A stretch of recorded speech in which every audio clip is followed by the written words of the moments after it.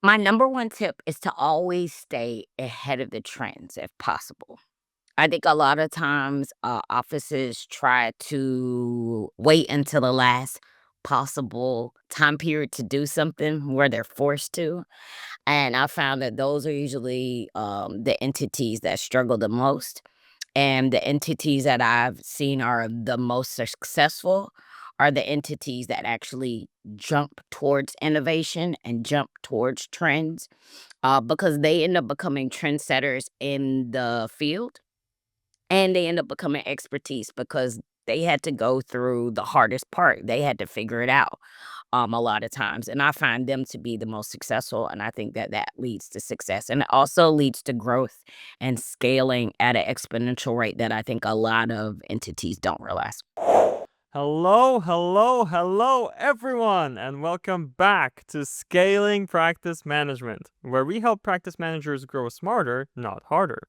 My name is Jakub Grajcar. I'm the head of marketing at Talkie AI, where we deliver AI medical receptionist voice agents for medical practices, and my guest today is Tiffany Burke, an independent consultant helping medical practice with their practice management, clinical management, revenue cycle management, and the EHR implementations, in particular Athena Health implementations, and that's kind of the ecosystem through which we first met.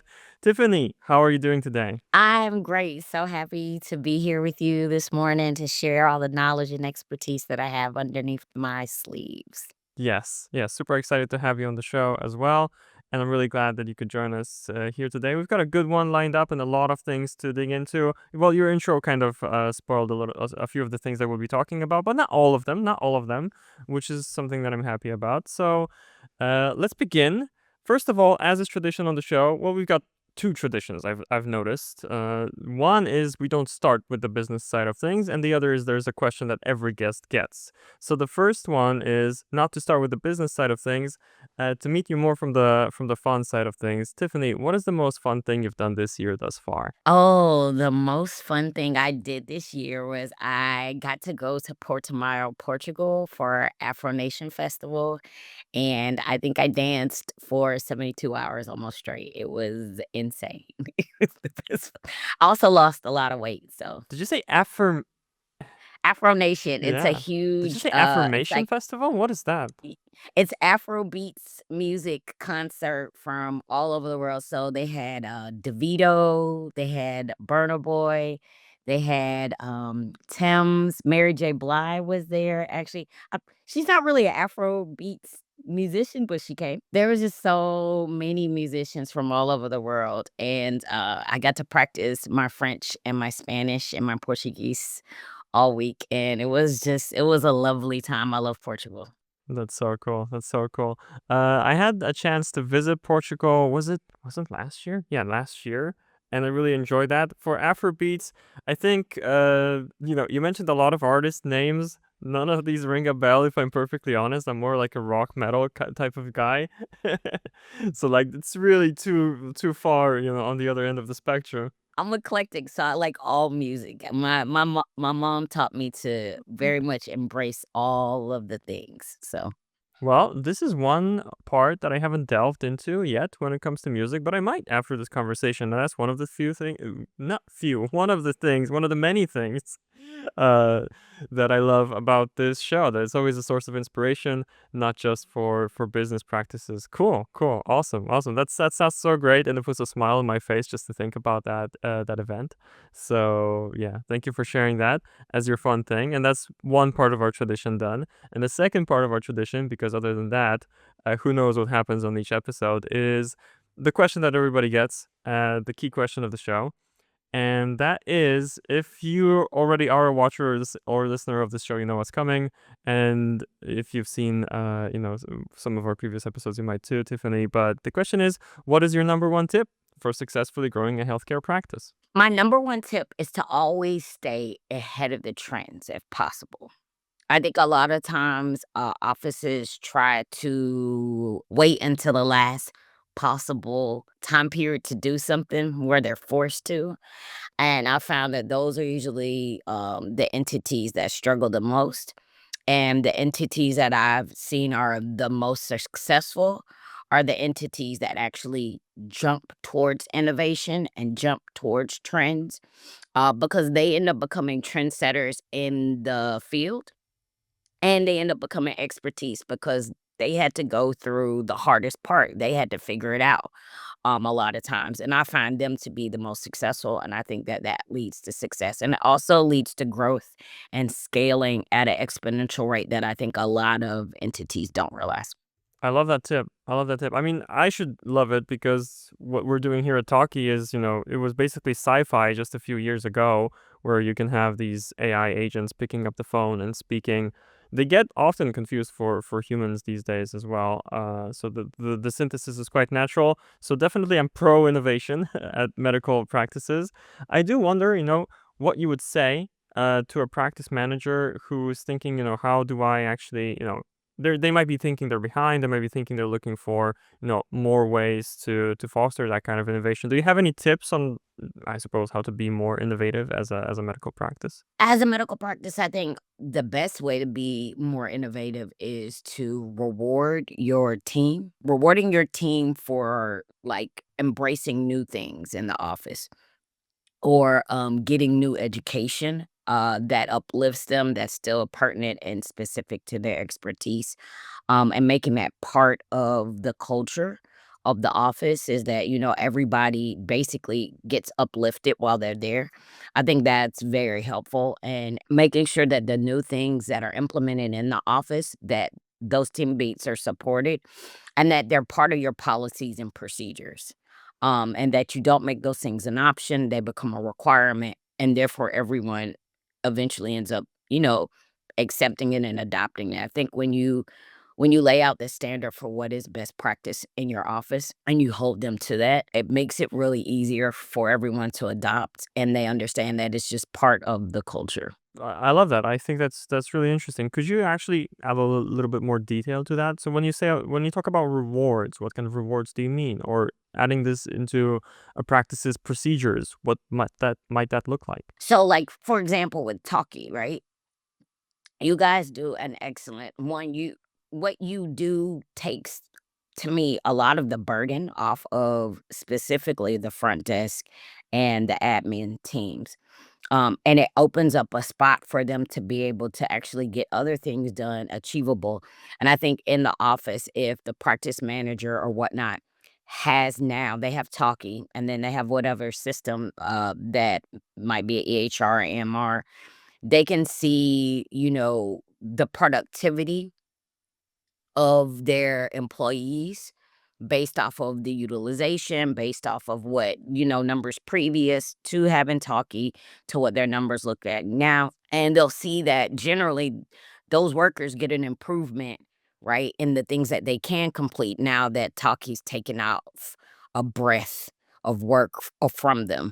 And I think rewarding them, I don't know how you want to reward them. I like to, lunch is always a good thing. I like to give little extra. I like to get to know who my employees are, what they like. So having like little things for them, rewarding them with like maybe a break day or like, museum time or different things like that. So just depending on your office, like doing things that engage your office.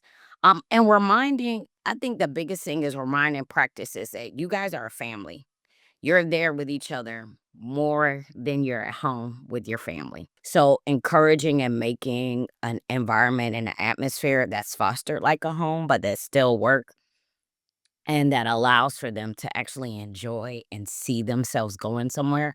I also think that that helps them with their CEUs, figuring out how those work and where, the things that they're learning or the things that they're doing match with CEUs that they can use, and always reminding them that, adding education to themselves can only uplift them in the office and in their career. So, So you said something that I think some watchers and listeners might have a reaction to, the idea of having like a family like environment at your place of work. I feel like people are split on that, right? Some people say that this is something they should strive for, others not so much. I wonder if you could say more about that and You seem to be pro having a family environment. I like how enthusiastically you speak about it. So, what's your take on this, and how do you actually foster this kind of, positive environment? So to me, I think it's important. Well, from me, for instance, I came from a family of physicians. I worked for a family physician practice for a very long time prior to starting my own independent consulting. And I found that it was established from the beginning on the hiring how we behave, how we act, knowing that yes, we all have individual deliverables or responsibilities, but as a whole, we're a team. And I think that's the most important to understand, especially in a doctor's office, is you're a family, you're a team, however you want to look at that. If the front isn't efficient and working well, that'll back up everybody, and then all of our days are longer than needs to be. So I think when we see each other as, each other's caretakers or each other's family, we actually are more concerned. We get our things done quicker, and then everybody gets to get out on time, if not early. And I think a lot of offices forget that. So, like, really, as a practice manager, establishing and really setting the tone, and it starts with leadership. The leadership has to set the tone. That's not something that the office just can embrace and do on their own. It has to be something leaders want to do. I'm lucky I go in with that type of leadership energy, and I like to set the standard. And I adopted that from people who taught me the same thing. So I try to lead with that type of energy, and I like to put it as part of our policies and procedures, because in the long run, these are all still businesses, and it should be part of your mission, values, and goals. Not only is your staff part of your family, but your clients and your customers, they're the same. You're building a relationship with these people that sometimes might be lifelong. If you're a family physician, I might see them from the crib to the grave. You get what I'm saying? So it's important to establish that with the staff and with the office. As I'm listening to this, I'm having a lot of interesting thoughts. What I mean is, I'm typically on the other side of the fence, if I'm perfectly honest with you. But I think elements of bringing people closer together, and at least taking that lens of what if we were a family, or what if this were a family member, how would I behave? I think that can be a useful tool in anybody's toolkit, despite your like overall view on this subject. It's at the end of the day, it's about empathy, right? And it's about building warm and strong relationships. Yeah, and I think a lot of companies could use that. It's a very interesting discussion in itself. And I feel like, I want to dig more into this as well. For the number one tip, I think that's a really interesting kind of segment that we just talked about here.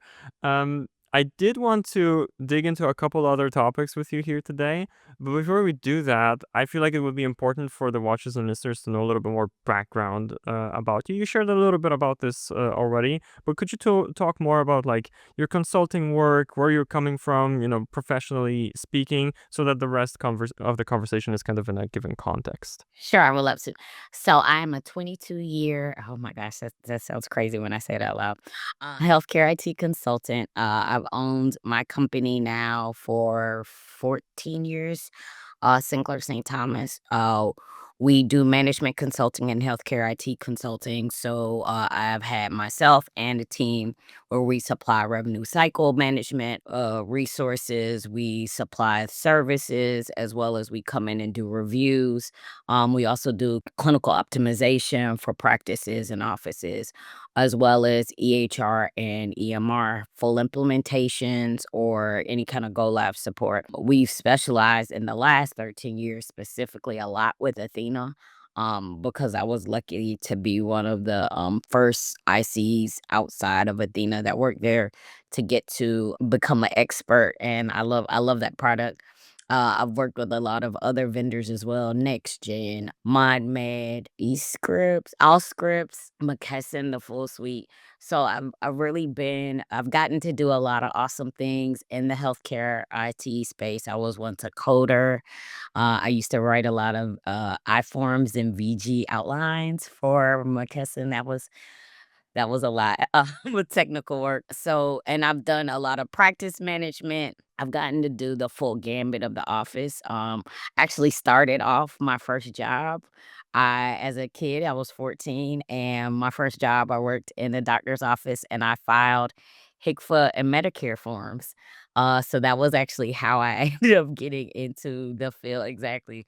So sometimes I like to think I'm too much of an expert in healthcare, but I love it. I love what I do. I love coming in and helping offices become more efficient and helping them get really good policies and procedures that they can utilize. And I also really love helping and bringing in EHR and EMR systems into offices to get them more efficient and just teaching them best practices. So I've had the beauty of doing it. Yeah, that's a lot of varied experience. I can hardly think of a person better qualified to come on this show. So I'm really glad we're having this conversation. And you know what? I'm thinking of you in particular. The kind of the thread that we met through is that you do consulting within, the Athena Health ecosystem. And I wonder, I do hope some people listening to this are going to be thinking they might want help with their Athena implementation, either initial or, improving it. Could you give the watchers and listeners a taste of like your top, however many top 3 tips of, for implementing Athena? Like, what are the typical problems that you see? Do you have any quick tips to share so that people can have a taste of your expertise there? Yes, I do. I feel like the most typical problems that I see is the immediate typical problem I see in the build is the lack of utilization of practice roles. That drives me crazy. Practice roles is one of the best things inside of Athena, and a lot of time teams don't do their due diligence to build that out well. Practice roles can really help you, one, track that efficiency of workers that I was talking about in the office. When practice roles are set up correctly and well, you can actually have things assigned to every person in the office, and then you can track and see how soon are they getting these tasks done? How long is this item living in their bucket? They get an alert. They know they have the work. I know they have the work. So making sure that those are set up and assigned, and you can, the cool thing about Athena that I love is practice roles can be configured. You can specialize them based. You can do a group name for a practice role, and then a whole bunch of people can be assigned. They'll all get the alert with something comes into that bucket. It's one of my favorite things. I think that is one of the things I see that people don't utilize enough, um, as well as utilizing the templates or their encounter plans to the fullest of their capability. I think a lot of times, a lot of offices they love the general templates and they use those, but they just don't know enough on how they can optimize the templates and make templates that are specific for their specialty, for their offices, and working with someone to have those created so that now their flow is just fast. It's quick. They know if you, especially like orthopedic surgeons who are gonna see the same type of surgeries or same type of injuries on a regular basis, already having their templates loaded for them or having things customized and optimized specifically for their specialty always to me is a win-win, and it's always a great way to keep that office ahead of the game. That sounds great. And thank you. A taste is what I wanted, and a taste is what I got. And I think the watchers and listeners did too. So if you want to dig deeper into that, definitely reach out to Tiffany, because that's kind of what I was after here. It's clear that you're really knowledgeable about this. And, at some point we might do maybe like a joint webinar would be cool, to dig deeper into just Athena in particular. However, there's a couple other things that I'm curious about here. And I will admit, before we started recording, made a little bit of a plan of what to dig into here. And I definitely didn't want to skip that because other than using a particular EHR and other than the topic that we already covered somewhat of, creating a positive atmosphere at a practice, one thing that I really like talking with you about previously is staffing decisions. And I wanted to kind of dig into that for a little while here on the show. So I feel like that's one of the, as a leader, it's one of the largest and most important pieces of the puzzle.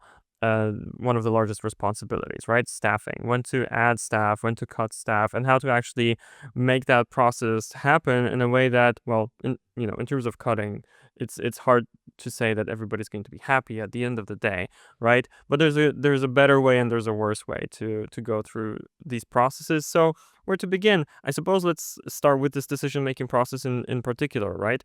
If I'm running a medical practice and, the audience we're talking to here is practice managers, how do I actually go about deciding when to add or remove staff and, what's a healthy level of staff to be at?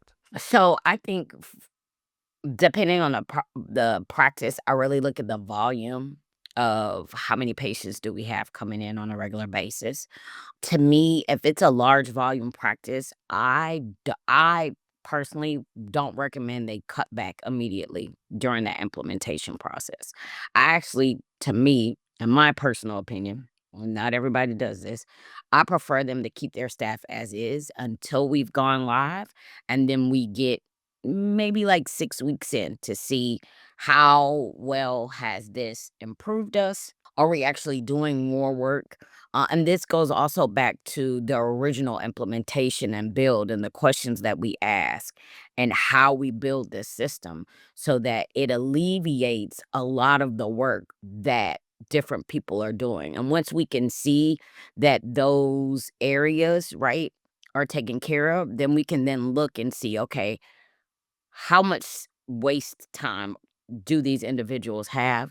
And do I need to cut them back all the way, eliminate them, or should I reutilize them in another place in the office, right? Is there a way for me to take this individual and now utilize them for something else that I no longer need them for Athena? So I think a lot of times some people jump the gun because we want to satisfy our stakeholders. Uh, but also I think that it's important to wait and see what that build and the efficiency looks like and do a post go live review and then make decisions on cuts if that's necessary. But I know we tell people you can eliminate a whole bunch of people, but in the real world, I think it's important for the practice manager to really look at, should I eliminate this person altogether or should I reutilize them? Or should I wait and see what those numbers look like and then make a move? And that's how I like to personally look at it. So one quick question for context. You're talking about implementation of a system and how that kind of affects the staffing, and you're talking about implementation of an EHR in particular? Yes. Okay, okay. So just wanted to add that for context. And now, so you're talking about reutilizing people. Yes. So my next question was going to be, you mentioned reutilizing. So I wonder, what would be a typical scenario of the type of work that might no longer be needed once you implement like an EHR system, and then where might that talent, be otherwise deployed, just to give some inspiration to the watchers and listeners of the show. Exactly. So, for example, if someone was to utilize Athena, but also they implemented Talkie with Athena, right? So, Talkie's going to remove a lot of the cold calling. Talkie's going to remove a lot of that extra things that my front desk otherwise would have to do through setting up schedules, doing all those things. That doesn't mean I get rid of my front desk, right? Now I might be able to actually utilize my front desk. I don't know what type of office you have, but now my front desk stuff might now have time to just catch up on documentation, catch up on doing documents for patients that need to go out. A lot of times we'll see that a lot of things where our backloads are that, patients have been calling in and they need their medical records. Patients have been calling in and they need their shot records. Those things are being stacked and stacked up. Now that I no longer have to have my front desk person answering the phone all the time, I can use that person to supplement and take care of that documentation that's been stacking up for months that I need to get out the door. So I think that's a good way of reutilizing. It's actually like looking at my office and seeing, where am I weak at? And now that I'm stronger at my front desk, can I take those people and put them in this spot where we haven't been thriving as much so that we can get this area moving and going to the success that we now have at the front desk? Yes, I mean, looking through the lens of Talkie, that definitely tracks for me. And what I've heard from our clients as well is that, what they appreciate is, with the voice agent in place, picking up the calls and doing this like initial, let's say, administrative triage on the calls, it turns this incessantly ringing phone into more like a to-do list of, these are the calls that came in. This is kind of their identified intent for some of these calls. Talkie is able to already resolve the issue. So like, you want to know if we're open on Sundays, here's the answer to that question. On the other end though, if something requires human attention, then that still gets kind of put into a list where the front desk staff can get back to them in a prioritized manner and looking at the most important um, issues to tackle first. So that's kind of, it changes the work from reactive to more proactive, or at least it's prioritized, right? What you're reacting to first, second, and last. So I just wanted to add that in as like another part of this. And again, this makes me think of what you said about innovation, right? Because you first have to be open to innovation to even be able to see those kinds of results. So that kind of popped in my head there. The next question I had for you though was, so to switch gears a little bit, because I can absolutely see that, and the reutilization part of it I get. I wonder if we can talk about the personal side of things though, because Mhm. at some point, in some cases, there will be the need to cut staff. And I feel like, managers of any kind, and practice managers are no exception, they always have different thoughts and, qualms about how to actually run through this process. And I know it's one of the most difficult questions to ask and one of the most difficult processes to go through, but do you have any advice for, in terms of cutting staff, how to communicate it to the person, how to communicate it to the team, other tips on how to execute that? So for cutting staff, for me, I utilize the Perot rule, and I don't know if you know this, but it's like an 80-20 kind of bell curve, right? Yeah, some watches industries might not know it, but yeah, I do. I do. So, for those who don't know, the Pearl Rule talks about an 80-20 curve of when you're in a culture or you're in an environment, that 80% of the office is gonna adopt and go along, but then you're gonna have the 20% that are the problematic individuals. And generally those people, and I hate to say this, but they are a blight on the culture of the office and they have to be removed. And I like to do it in the nicest way possible. And I like to give them warnings and, just let them know, hey, over time, I'm noticing that you're not really in alignment with what our mission, values, our goals are. I'll remind them what our mission, values, and goals are as an office, as an entity. And once I've said, I feel like, I'm a three strikes you're out kind of person. I'll give you a first, I'll give you a second chance, but on my third, then I'll remove you. And I've usually had a couple talks with you. We've had discussions. And nobody likes to have to fire people. That's a horrible. I don't like it, but I do it. I'll do it, if I have to. And I just do it with grace and the understanding of, hey, we've had multiple discussions regarding the issue that we have at hand. Unfortunately, we're gonna have to, part ways with you. And I hope you land on your feet wherever you might find yourself. And you're always welcome to get a reference from us. But you're no longer welcome here. I understand that. And I think, it's important. I was going to ask you, and you've given that to me already to some extent, like the words to use talking with that person. I feel like the phrases you used are ones that, some watchers and listeners might just jot down and use directly. But what about communicating it to the rest of the team then? Do you have any particular do's or don'ts in that regard? Never bring up personal issues. For me, once I've decided someone is going to be removed and they've been removed right after, generally I have a meeting with the team and let everyone know what's occurred, what to expect, specifically also for their security, so that they know not to expect this person to come back up into the office because unfortunately I do live in America. Crazy things can happen. People get a little upset sometimes and they might want to come back to the office.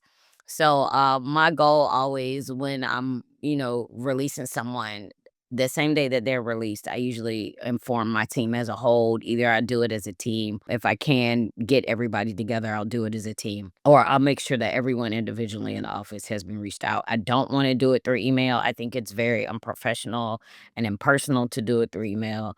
I feel like it's best to meet with your group as a whole, so that they understand and, don't get too personal on why they were released, but just let everyone know they're no longer with our practice. We wish them the best and wherever they go next, and just keep it very simple and quaint.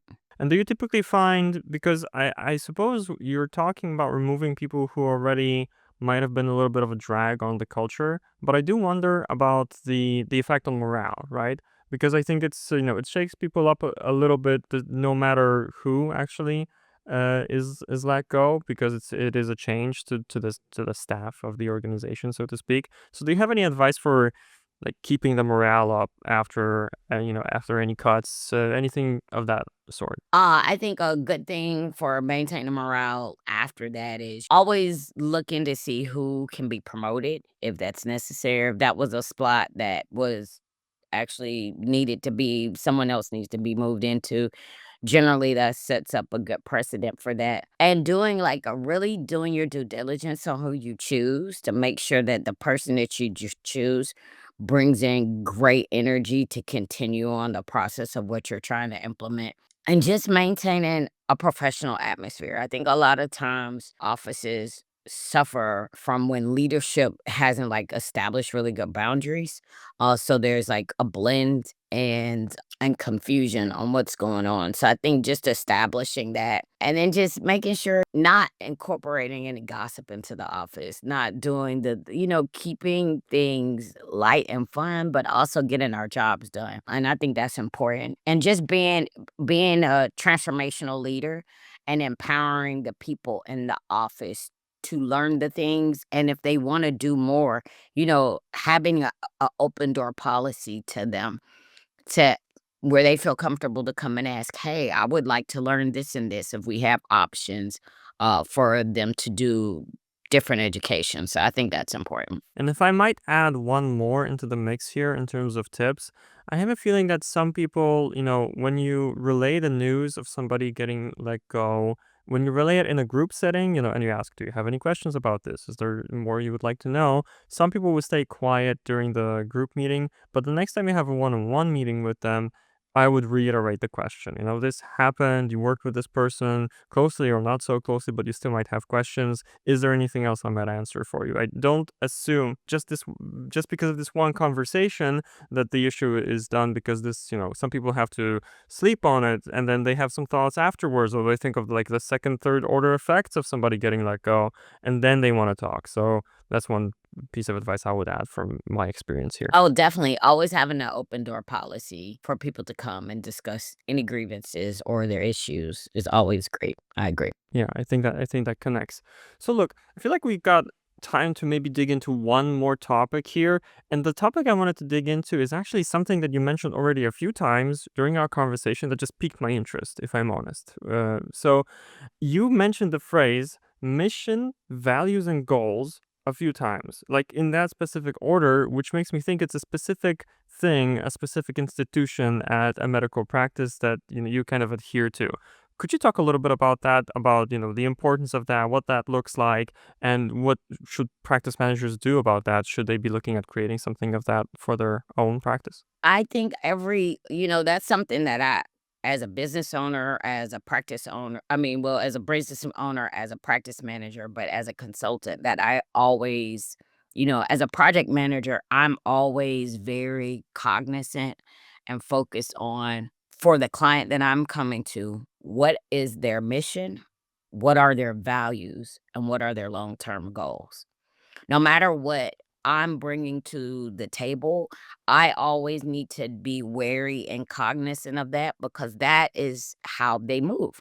So, let's use like a big institution like Aventis Health. Their mission is to bring healthcare with I think like health care, but they implement it with like health or food or something. So knowing that everything that we do when we're making collateral, that it kind of blends into what their mission is, that I'm aware of what their values are so that the items that I do or anything that I say still stays in line. I want to be respectful of what the values of that practice is and their goals.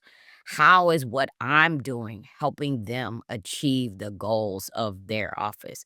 So some might say their goal is to bring best practices and top tier care to their patients. How can I help do that as the implementer? Well, that means I want to make sure that everything that their patients could be and might be seen for are listed and available for the efficiency of that doctor's office and for their practice members, right? So just making sure that I'm keeping those in the back of my mind when I'm implementing and bringing in or helping my team is helping their team. I see. So just as an example, because I'm wondering, what the good practices are for both setting and then keeping those in mind for an organization.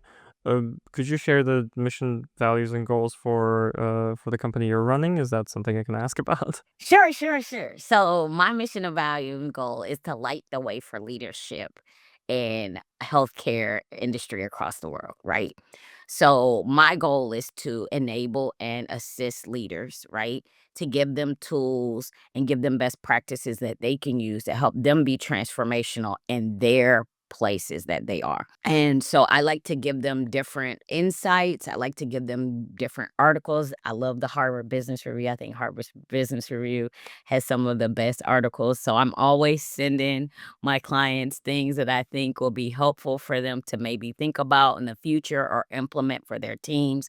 I also like to send them things to help them remind them about workers, work life balance, and efficiency. Like one of my favorite articles that I used to always share with my client is Who's Got the Monkey?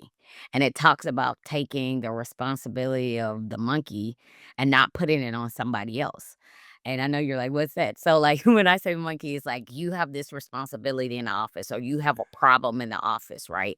And your natural reaction, a lot of people do is when they have a problem, they want to take it to somebody else and put it on somebody else instead of taking the time of doing the critical thinking and trying to figure out how can I make this monkey that's on my shoulder that I have to do work better for me instead of me passing it on to give it to somebody else to figure out how to do it. So those are the kind of things I like to do and work with leadership to implement.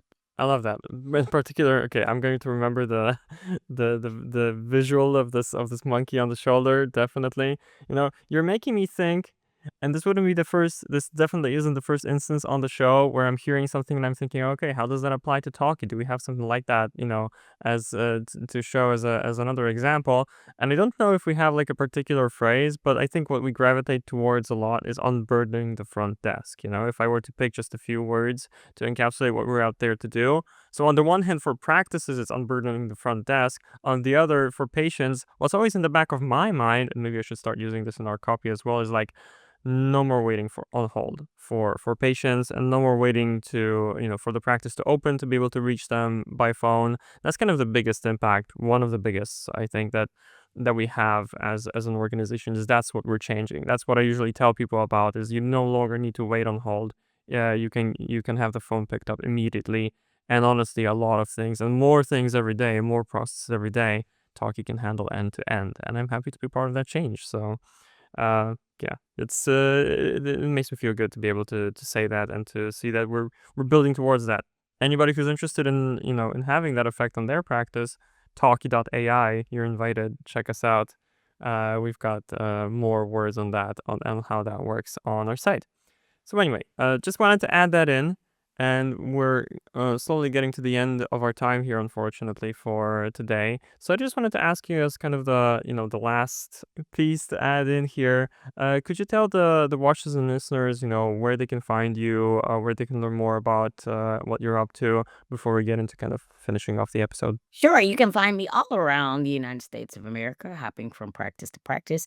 But if you want to find me specifically, you can go to www.sinclairstthomas.com, and you can put in a little request, and someone in our office will get back to you.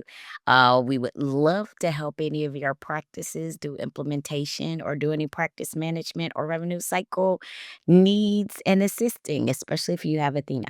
Yes, I love that. I love that. And I think if anybody's interested in that, then they should definitely reach out to you. It's clear to me from this conversation that you're super knowledgeable in this regard, and there's more to talk about. I am serious. We should think about a webinar or something else, as a follow up for this. So make sure to follow Talkie, watchers and listeners, particularly on LinkedIn. We're very active there, and to subscribe to our YouTube channel, subscribe to our newsletter. That's on our site as well, easy to find, because if we ever do end up running a webinar like that, or anything else anywhere else, then that's how you'll know about it. And for today, that's it. That's everything we have for today. Tiffany, thank you so much for coming on the show and Thank sharing you. your knowledge here today. It was a pleasure talking with you. Always a pleasure to talk to you. Thank you. And you watchers and listeners, thank you so much as well for joining us here today. And we'll see you in the next one. for today, that's it. Bye bye. I'm clicking the stop recording button. It's the end. Go watch the next one if there's already one. Watch the rest of the show. Have a good one and see you next time.